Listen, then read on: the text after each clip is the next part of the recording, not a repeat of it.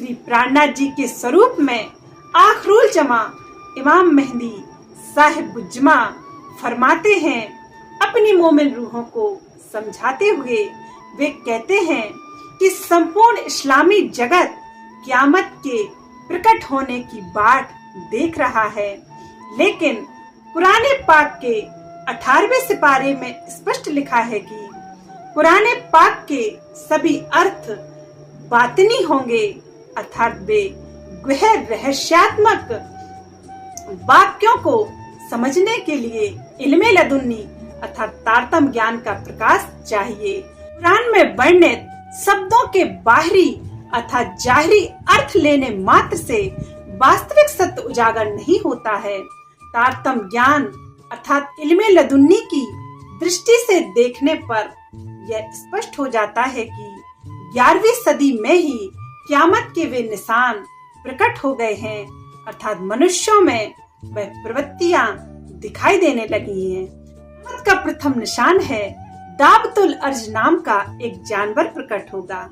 कुरान पाक के पारा 20 और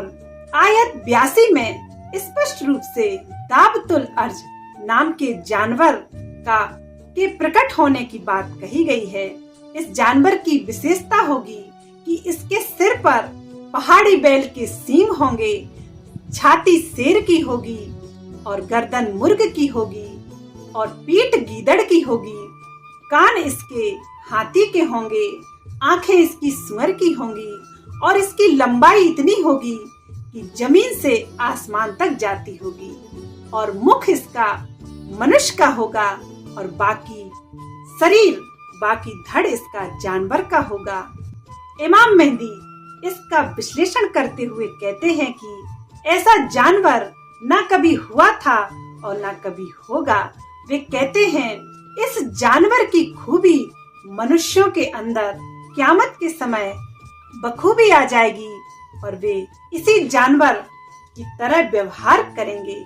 इसीलिए इसका मुख मनुष्य का और शरीर जानवर का कहा है, अर्थात मनुष्यों के अंदर ही यह जानवर वाली प्रवृत्ति आ जाएगी। बैल के सींग से आशय है जब मनुष्य कुछ संपन्न हो जाएगा तो वह अपना समय राजनीतिक क्षेत्र में या धार्मिक क्षेत्र में आगे बढ़ने के लिए लगाएगा और वह दूसरों से स्वयं को श्रेष्ठ समझेगा और दूसरों को तुच्छ समझेगा। यह प्रवृत्ति मनुष्य के अंदर आ जाएगी और उसकी छाती शेर के समान हो जाएगी, अर्थात वह अभिमान से भर जाएगा, विनम्रता